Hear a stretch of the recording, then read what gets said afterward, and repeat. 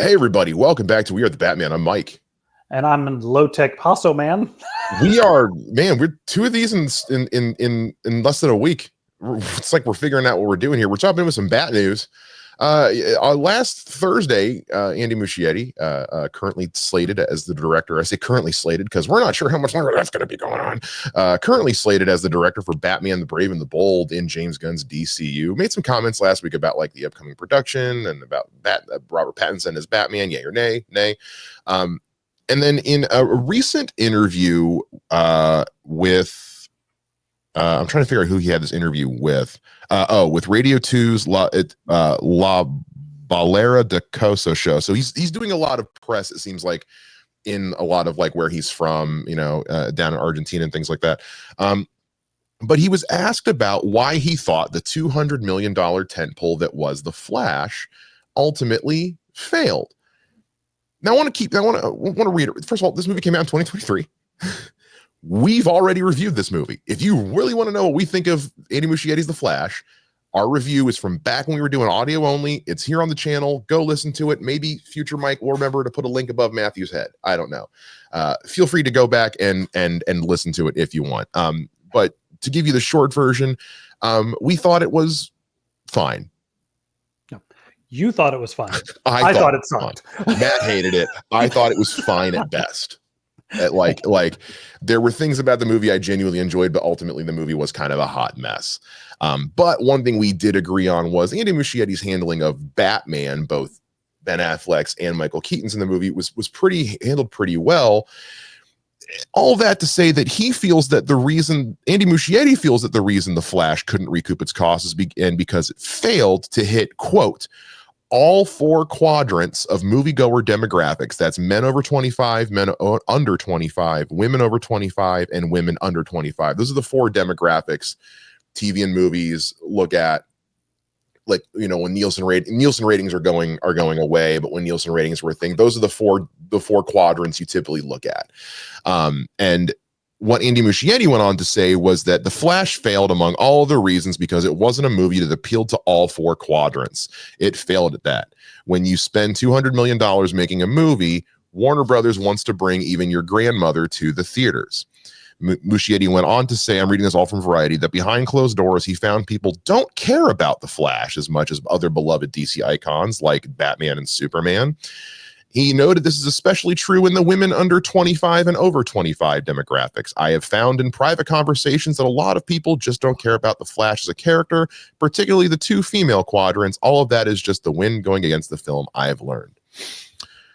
Matt, he's full of shit. I mean, plain and simple, he's full of shit. Tell me you don't know anything about television without telling me you don't know anything about television. Like, I sent you a screenshot of this last night because I was like, Matt, tell me I'm wrong, but I'm reading this like he's saying women are the reason are the reason The Flash didn't do well. Hoping you would tell me I was wrong. I was hoping to God you were going to tell me I read that wrong. I mean, everything he said is incorrect. The only thing he said is that it did not appeal to all four quadrants. Yes, that's what happens when something sucks. Well, not only that, like, is he right that probably the two female quadrants didn't want to go see this movie? Yeah, probably. Because your star was like under investigation for grooming and child kidnapping and a slew of other things.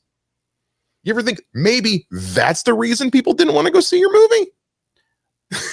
Yeah, there is a weird thing. And if I'm going too off the rails, Mike, you should know, you should always stop me. Yeah. But I don't know why there's this weird thing of Warner Brothers just not acknowledging anything that Boyd did. Am I allowed to call him a boy? Person. Let's go with person. Because I'm not super sure with Ezra Miller, because I know Ezra Miller at one point was going by they them pronouns. We'll go with person just on the air of the side of caution. But person who has done some of it fabricated as far as like a lot of things have come out since then that like the whole thing's a mess. But at the time when the movie came out, we were all certain that Ezra Miller had done the things that people had said that they had done. Well, and if he had said something like, I think the reason the movie failed was triple fold. One, we had a questionable star who people may have decided they didn't want Yeah. to support. We also had a movie that had been released after several not successful films. And also, and I keep going back and forth about whether I think this is a factor. You also had James Gunn basically saying, hey, we're going to release these movies, but I'm restarting everything. Yeah. I don't know. I like him saying that didn't make me not see any of these movies. Me not wanting to see some of these movies is what made me not want to see these movies. So, and honestly, I think the only one I didn't see in the because I didn't see Shazam, nor did I see Aquaman in the theater, but I wanted to see Blue Beetle. So what James Gunn said didn't make me not see it in the theater. Yeah. I didn't particularly wanted to see Flash, but I think we had to. It was the movie we thought was going to be big. It was, and we were well into doing this show that we were kind of like, we'd be remiss if we didn't go see it. Yeah, we have to go see it and talk about it. And I think part of what probably pissed me off the most is because everything that was going on, I ended up seeing it in IMAX. Oh, so you spend more for it? Yeah, $25 per person, and it's just like $50 in without food of two people, and just going like, this is like, it had fun moments, but ultimately it was blah. But I think this is where I get personally upset about. Just take the responsibility. Yeah, just take the L, guys. Like, hey, unfortunately, I did what I could, but this movie, I guess it just didn't work for people, and they didn't come out to see it. There's nothing wrong with saying that. I don't know why, and I don't know if he's trying to protect his potential job. I think part of it is he's trying to be a little not political from like a left versus right stance, but political in terms of he's trying to not say the wrong thing. And again, we are dealing with a translated interview, so who's to say? But I do think that ultimately he is I don't know where things are at with the whole Ezra Miller legal case. So there is a situation where he's like, I don't want to say too much because, liability. Yeah. You know what I mean? Like, he was directing him at the time these things were going on. He's got to avoid responsibility. So number one, or any like illusion of responsibility. Number one. And number two, he's still trying to maintain a job. Yeah, with DC, and the last thing he wants to do is go out there and just, even though the Flash was made completely by the old guard, those people are not in power at DC Warner Bros. Anymore. Regardless, he's trying not to burn any bridges. That being said, I would not be shocked if his days as director of Batman Brave and the Bold are numbered. I mean, I'm going to be honest with you, because not just because of this, but because this to me, well, because of this, but also because in the last few interviews that we have covered from Andy Muschietti, the more I'm starting to feel like his eye is just not on the ball. Like, it really is starting to feel like, for me, this is not something he actually cares about. He is just waiting for his turn. You know what I mean? Yeah. That those statements that he made about, Brave and the Bold being delayed, and then immediately James Gunn coming out the next day being like, who's talking about this movie being delayed? What is going on? And the more it's starting to feel like, hey, Andy, what's going on, man? Like, is this a situation of, because he keeps talking about going and doing other things, waiting on Batman. So it's like, again, I know we've talked about like Batman's probably going to get paused for a sec as far as the DCU goes, but then why are we so beholden to this one director who made one movie with DC that was not well received, that did not do well financially, that doesn't have a script, that doesn't have an actor attached to it, for a guy who seems to think that the only reason his movie failed is because women didn't like it? You know what I mean? Like, I'm sitting here kind of like, hey, do we need this guy to direct Batman Brave and the Bold, or can we just wait till we have a script? You know what I mean? Well, because correct me if I'm wrong, he was announced as the director before the movie was released. Yeah, I think so. I have a feeling. Was he actually? Now I'm not sure. I'm not sure. I'm on the fence. I can't. I'm going to look it up real quick. Actually, after. Let me look. But I think you're right in that, like, because some of these movies, like let's say it this way, similar to DVD sales. Sometimes these movies come out. Sorry. The Flash had its world premiere in April of 23. It had its wide release in June, and then after the movie came out is when it was announced that he was the studio's choice to direct The Brave and the Bold. Okay. Later that month, he and his production company Double Dream signed parallel 3-year first look deals at Warner Brothers Television, and Max. So he's in with Warner Brothers in Max. I don't know what that means about him with DC though. Yeah.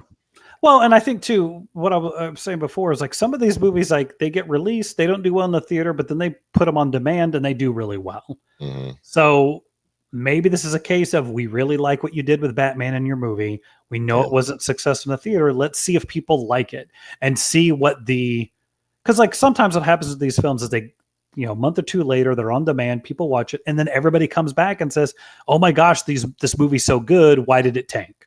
Yeah. That didn't happen with The Flash. Like I don't know of anybody who, well, I know one person who thought this movie was cool, but questionable taste. But I mean, my point more is like, there's nobody ranting and raving and saying this movie's fantastic. No. It is out of the zeitgeist. No, the only thing that anybody ever, if it ever comes up, is like, hey, I finally watched it. It was okay. And then everybody else says, no, it was shit. Yeah, it's definitely one of those movies I feel like it's over criticized more because of the Ezra Miller factor than anything. I think people kind of wanted an excuse to hate it. It's not a great movie by any stretch of the imagination, but well, and I think too, and also like sorry, one thing I was gonna say, and I want to be clear, I'm not like dismissing Andy Muschietti as a director. I hate clowns. Clowns send me into panic attacks. His 2 It movies are incredible, absolutely incredible. And I know he's been working on this whole like It Welcome to Derry prequel series for Max that's supposed to be debuting this year, which sounds like a neat idea. But at the same time, it's like, okay, cool. Let him go do that shit then. I don't necessarily think we need him to be Batman, the Batman director. Again, we don't even have a script yet, guys. Why are we trying to nail down a director for a story we don't have? Well, and I think there's 2 elephants in the room here, and I'm going to discuss one of them nicely and the other one not so nice. No, please.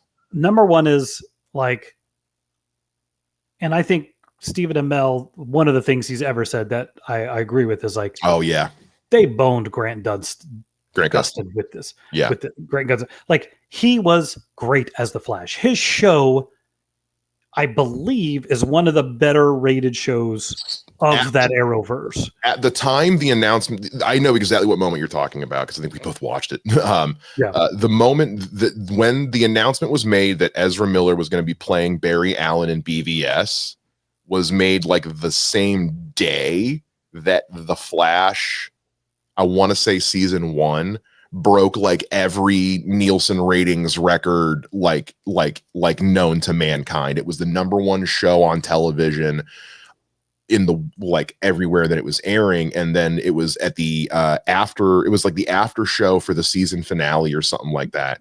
And Grant Gustin and Stephen Amell was on the Arrow after show. I forget who was hosting it, and he basically said like, yeah, they stepped on Grant's moment. The day that Grant gets announced as leading the most successful TV show of the last 10 years, Warner Brothers says, yeah, but we're not going to use you in the movie. And it was such a slap in the face. Go look it up on YouTube, guys. If you get a chance, it's a fantastic clip. So I think people loved Grant as the Flash. People were in that show. So the fact that he's saying nobody cares about the Flash is ridiculous. Like, that show ran for what, 9 seasons? 10 8 seasons? 10 seasons. I'm looking it up right now. It ran forever. Yeah. So I think their big mistake was, and I had said it from the get, like Ezra Miller, I'd have bought him as Wally West. Mm-hmm. I don't understand why you doubled down on Barry Allen.